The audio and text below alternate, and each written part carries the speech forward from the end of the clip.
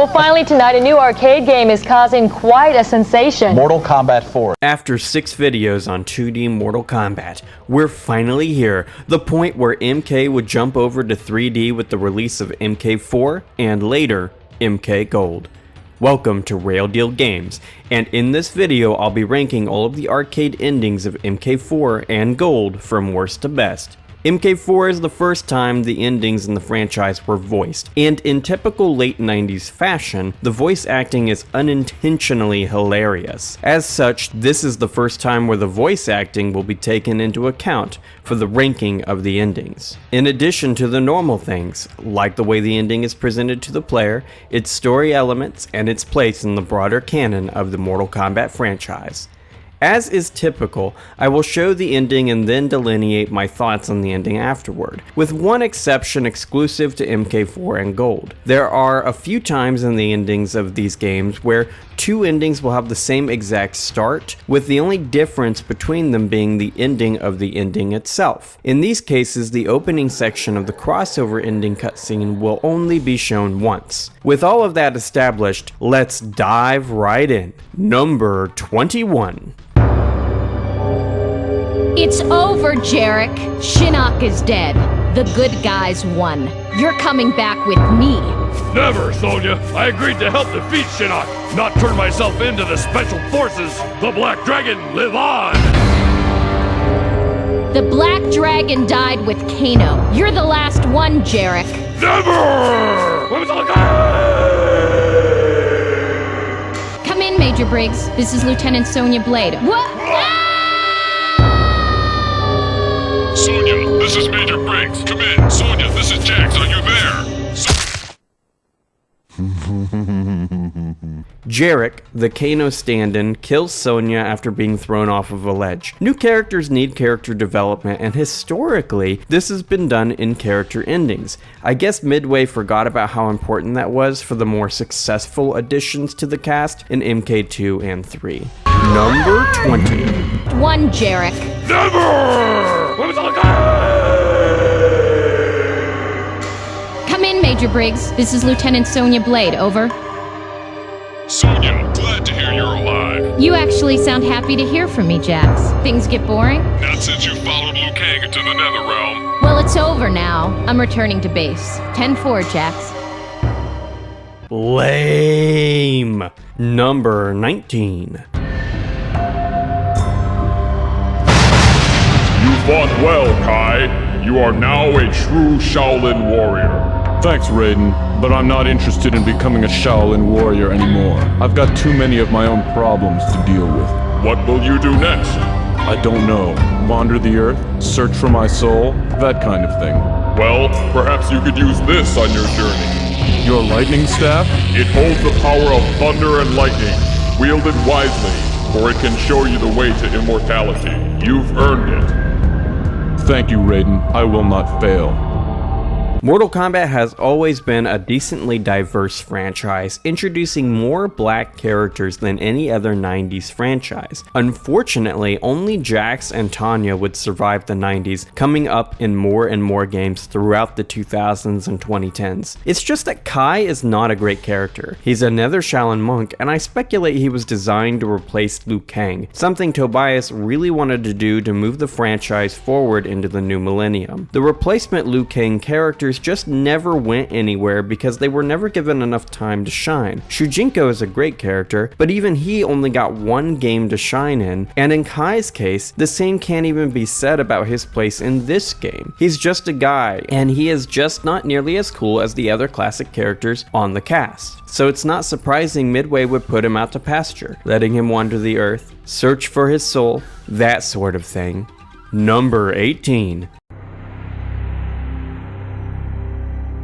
Kitana, I want your status. I want to be Princess of Edenia. It is my right. You have no right. You are not my sister. You were born of Shang Tsung's sorcery for Shao Kahn. What right do you have to the throne of Edenia? No. No! You are evil and have no place are right, Kitana. But if I have no right to this realm, then neither will you!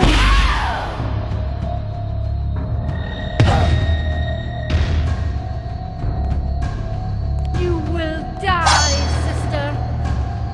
And I will take this realm for myself! Never!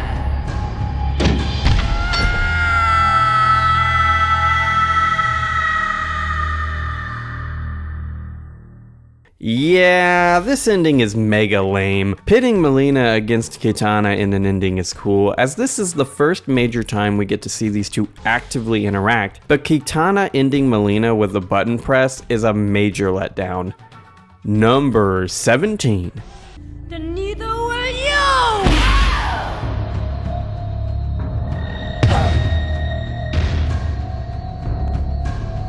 You will die, sister. And I will take this realm for myself!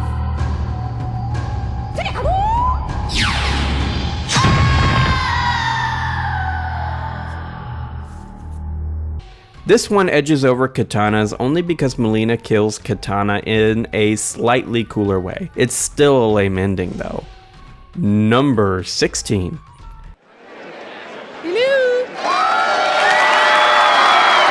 Wow! I don't know what to say! I guess I could start by thanking all my fans out there. Well, that's enough of the mushy stuff. I mean, let's get real here, huh? When am I gonna get some real competition? Come on, don't get silent now! Where are all the cheers? Hey, wait a minute! I'm your #1 guy! I'm gonna remember this! Ow! Okay, now I'm mad! Hey, come on!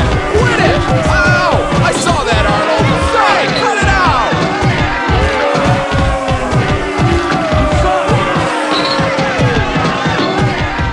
This is the major joke ending of the game, and I think this is the point where Johnny Cage became the meme character of the franchise, until MKX completely changed the course for his character moving forward. Number 15. Sonya, hit the switch on 3. Ready? 1, 2, 3.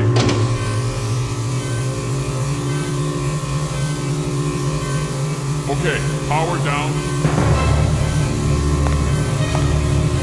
What?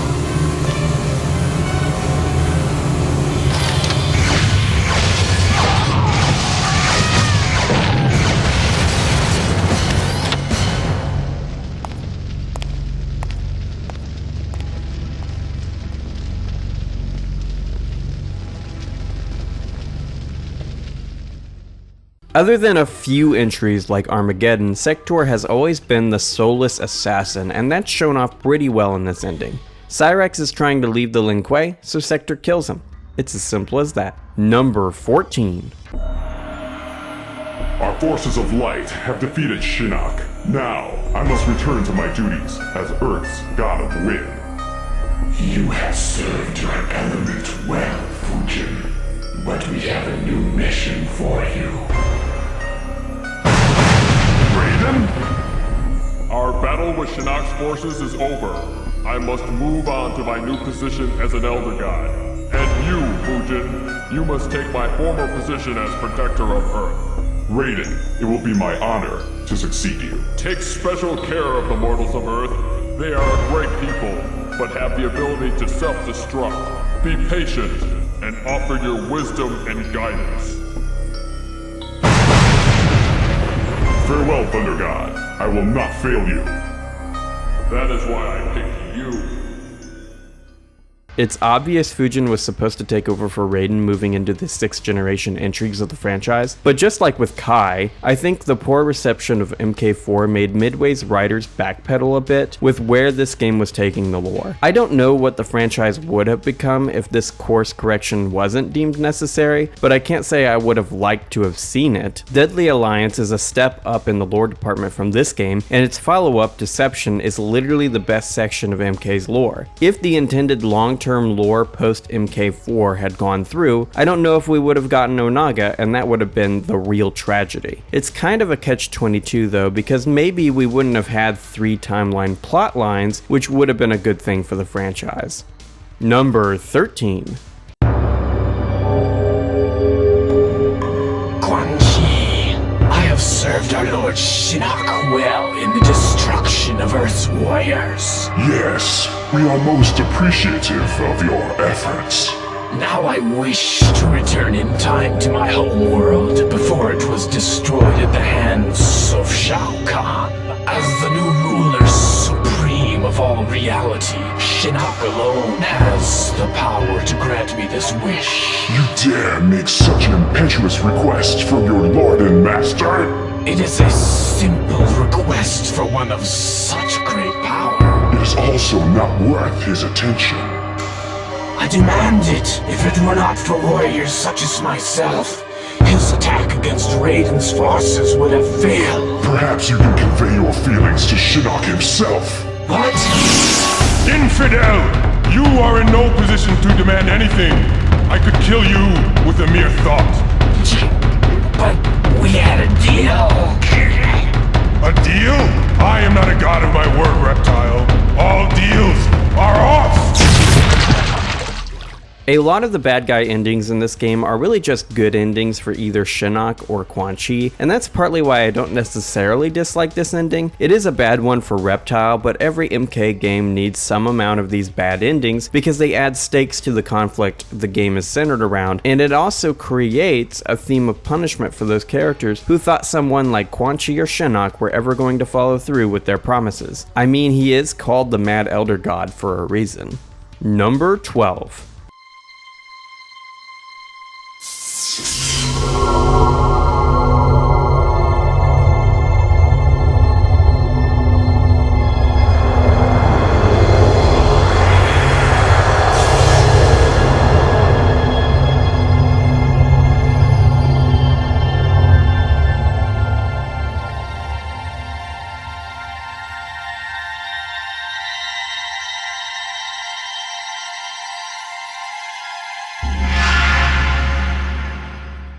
This ending was subjected to heavy theory crafting for a long time, with some players thinking this ending implied Reiko was Shao Kahn in disguise or something like that. It turns out that until MK1, Reiko was just a big Shao Kahn simp, and this ending is actually referenced through a side quest in Deception's Conquest mode, where Shao Kahn tasks you with telling Reiko that he knows how Reiko keeps putting on his helmet when Shao Kahn's not looking. Number 11. The battle is finished.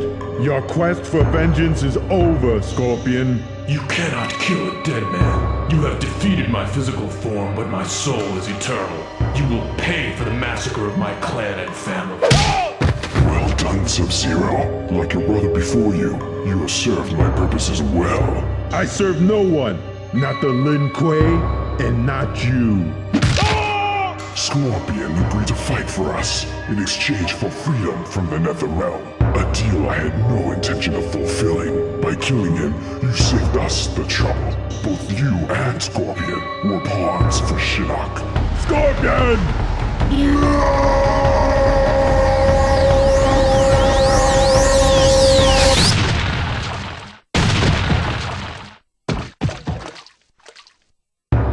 Our battle is finished. You are now freed from my curse. Live well, Lin Kuei warrior. In MK4, Sub-Zero and Scorpion return to being nemeses again until Quan Chi spills the beans about how he's responsible for the death of Scorpion's family. MK4 is where Scorpion's backstory is truly fleshed out as a result. Back in the first MK, it's mentioned his family was killed, and the retconning of adding Quan Chi into that backstory is a good one. In terms of the lore, MK4 makes a lot of good changes like these. Number 10. Follow me, Liu Kang. Raiden has asked that I lead you to him. What about the others? He has something special planned for them.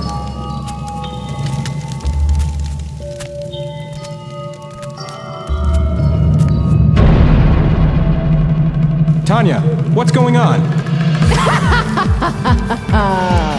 I don't know what Kitana saw in you. Can't you see, Liu Kang? This is a trap! Welcome, Shaolin warrior. Your Thunder God is beaten. Earth's warriors destroyed. You are the last remnants of the forces of light. Do you wish to beg for mercy from your new master, the Lord Shinnok? Never, sorcerer! Fool! Tanya's traitorous typicality is established clearly in this ending. It's a pretty good ending for her, and Tanya's decision to back Shinnok makes sense since all she cares about is being able to live and attain a high place in the dominant power structure. I think she's going to learn pretty quickly that it was a bad decision though, kind of like how Reptile did. Number 9.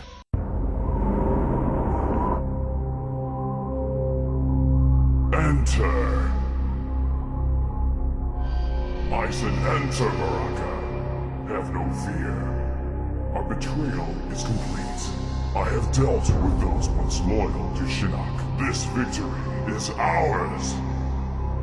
You bask in your newfound power on the throne of Queen Sindel, while I am forced to hide in the shadows. Who is it you are hiding from? The Elder Gods are dead. Raiden is dead. And thanks to you, Shinnok is dead. Everyone is dead. Yes. Everyone in this forsaken realm is dead. How do we rule a realm with no one in it? This war was not about holding court to mortals. It was about obtaining power. I now possess that power. And I am forced to live out my existence in a dead realm with a madman. Now, sorcerer, you will pay with your life. I haven't a life to give, you fool. What?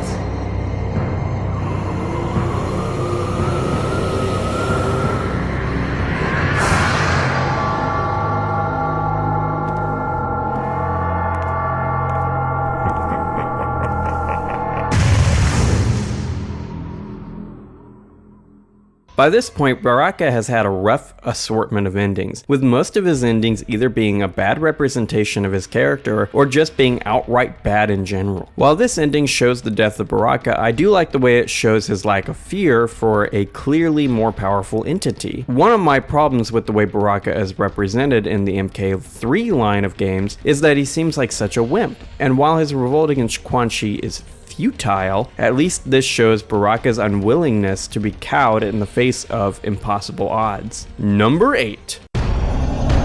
For millions of years, I suffered in the bowels of the Netherrealm. You, Thunder God, are responsible for my suffering. Now the piteous mortals of Earth will pay for my grievance. You turned against your fellow Elder Gods. You betrayed your title. You deserve much worse. But it's too late, Raiden.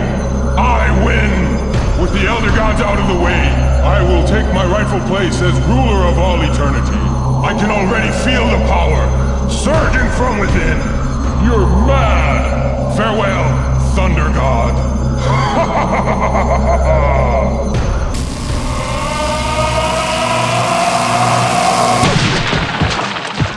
It's far more likely Shinnok would torture Raiden for all of eternity, but I do like this ending for him. I like Shinnok a lot, and considering how little he is in the franchise, it's nice to see him get a good ending in his first game. Number 7.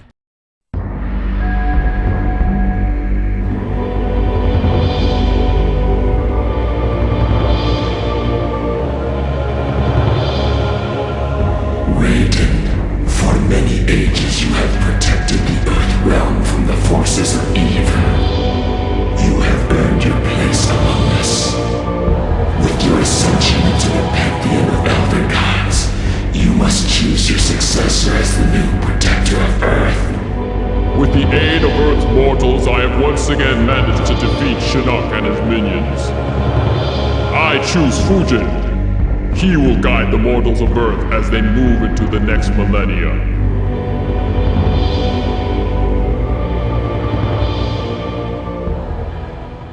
This ending is canon, not that that matters. I think the Midway team was planning to retire the first generation of MK characters in favor of newer ones, moving into the 6th generation. Maybe partially due to the poor reception of MK4, this shift in the future macro narrative of the franchise was scrapped in favor of the Deadly Alliance plot, where Raiden would relinquish his status of Elder God so that he could personally intervene in that conflict. Number 6.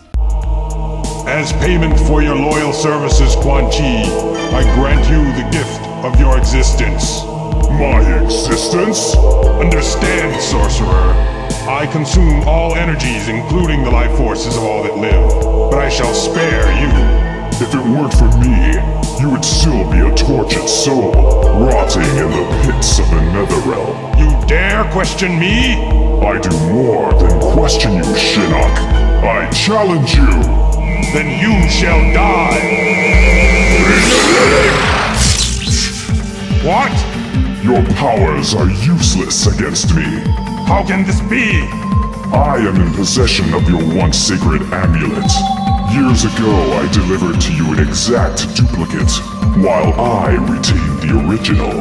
I even fooled Raiden. Now I am ruler supreme.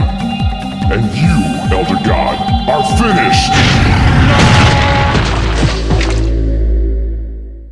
I personally like to think of Shinnok's ending and Quan Chi's ending as happening back to back. In a lot of ways, Quan Chi is the real villain of MK4. There's a reason his face was plastered all over the arcade cabinet, and why he would become a main fixture in the franchise's rogues gallery all the way through MK1 from last year. Quan Chi is a cool character too, so I personally don't mind this. Number 5. Going somewhere, Jarek?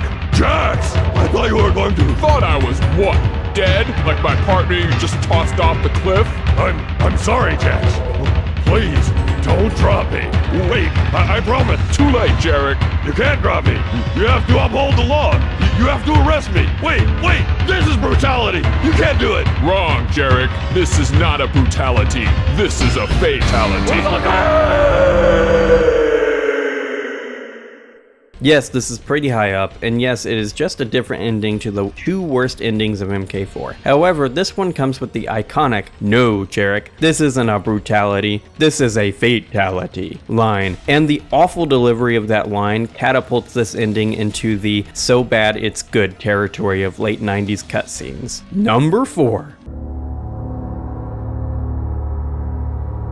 Goro, we are here to offer the Shokan a treaty for truce. The Centaurs have already signed and agreed to all terms. We now await your acceptance. War has been waged in this realm for too long.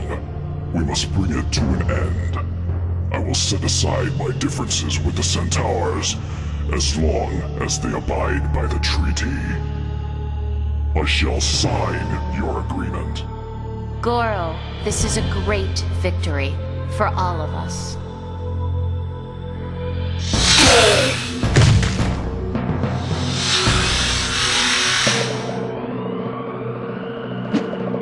Kung Lao, we are at a moment of peace. How could you attack now? I once thought that an allegiance with an enemy was a lost cause, Princess Kitana. Was that your attempt at an assassination, Earthman?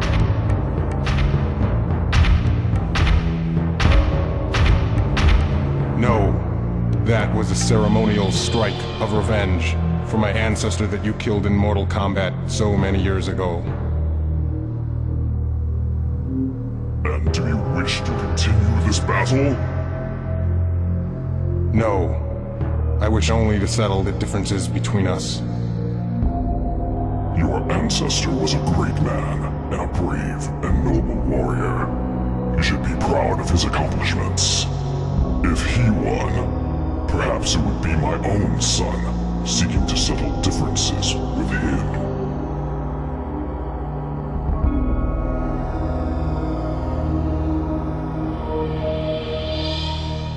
Kung Lao from Timeline 1.0 is cooler than the Kung Lao of MK9 forward. I like the way he nearly causes an inter-realm conflict over a sense of duty and reverence for his ancestor, and it is even better considering the way this event is perceived by Goro. To me, it makes sense for Goro to act this way in response to Kung Lao's ceremonial strike, and the goofy handshake and the rough delivery of the ceremonial strike of revenge line really seal the deal on this ending. This event would get retconned kind of in Deception, where it seems like Goro completely ignores the treaty he made with Kitana in favor of Shao Kahn, who wasn't even dead or thought to be dead by the time he made the pact in the first place. But we're not going to go too deep into that because the PS2 trilogy of games are loaded with inconsistencies and retcons. Number 3.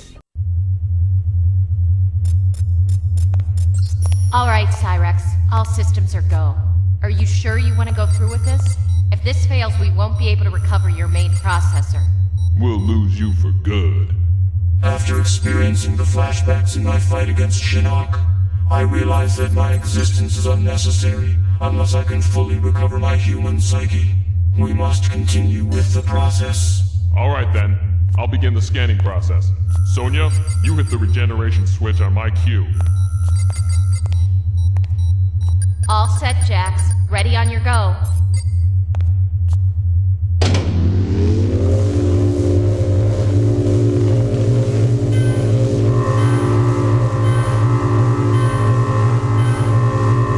Sonya, hit the switch on 3. Ready? 1, 2, 3.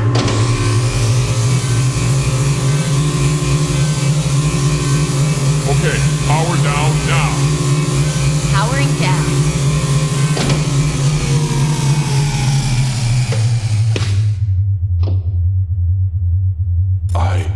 I am human. I feel life once again, and I remember everything. Thank you so much. I am forever in your debt. I will not return to my Lin Kuei roots as an assassin. I instead choose to fight at your side for Earth. Well, that's good news. Let's get you out of these harnesses. You've been trapped long enough. Cyrex's ending isn't super special in terms of the way it looks or anything like that, but what makes this ending truly special is the way it sets up Cyrex for his future appearances in the franchise. While battling Shinnok is not how Cyrex gets his memories back, as confirmed in Deadly Alliance's Conquest mode, he does get his memories back by the OIA, or Outworld Intelligence Agency, prior to the events of Deadly Alliance. This is an important lore development because it is why Cyrex is involved in the reptile subplot of MKD that would later bring about the reincarnation of Onaga, the Dragon King, which any consistent reviewer of the channel would know as my favorite MK villain. Number 2. The war is over. I've once again defended my title as champion of Mortal Kombat and defended the realm of Earth, but I have failed to save the realm of Edenia. In doing so, I have also lost Kitana forever. Kitana? Yes, Liu Kang. It is I. But I thought you were gonna lick— With Shinnok's destruction, you have not only saved the Earth, but you've also saved my own realm. For that, I can never repay you. Knowing that you survived is all that I need. As heir to the throne of my realm, I offer you the chance to rule at my side, as King of Edenia, forever. I cannot accept your offer. I belong here on Earth as champion of Mortal Kombat. Then, I wish you good luck, Liu Kang, on all your journeys. Goodbye, Princess Kitana.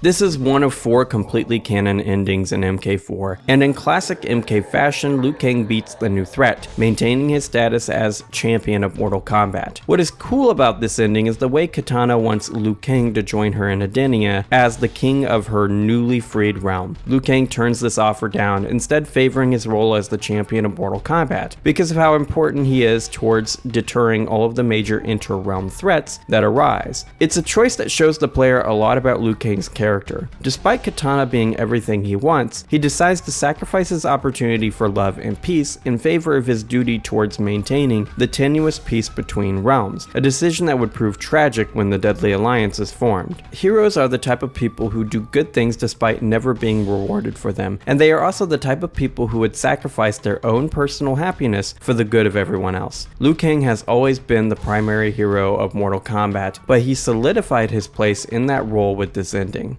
Number 1. By defeating you, Sub-Zero, I have avenged the death of my family and clan. Now my soul can finally rest. Your soul will never rest, Scorpion. The Lin Kuei may have been responsible for your murder, but your family's true killer still remains free. If you are not the murderer, then who is? I am the one you seek. To defeat my nemesis Sub-Zero, I needed the power of a Spectre. You've done my bidding well, Scorpion, but now I must return you to the Netherrealm.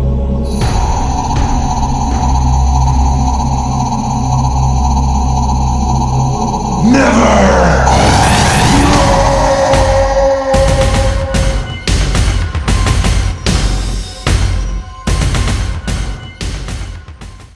This is the best ending in MK4. This ending is what would jumpstart the Deadly Alliance plotline, putting Onaga in the perfect section of the Netherrealm to come across the portal leading to Onaga's dragon army. One of my favorite parts of Deception is the part that covers Scorpion's pursuit of Quan Chi through the Netherrealm, chasing him into deeper and deeper levels. It's just so epic, and well, we'll revisit this topic more through the Deadly Alliance and Deception ending rankings videos coming in the next 2 months. What's your favorite Mortal Kombat 4 ending? Let me know in the comment section below, and if you liked the video, please smash that like button, subscribe, and ding that bell for more real deal Mortal Kombat content like this. Consider checking out some of the videos on screen if you want more video game content. Regardless of what you choose to do, have an awesome day, gamers.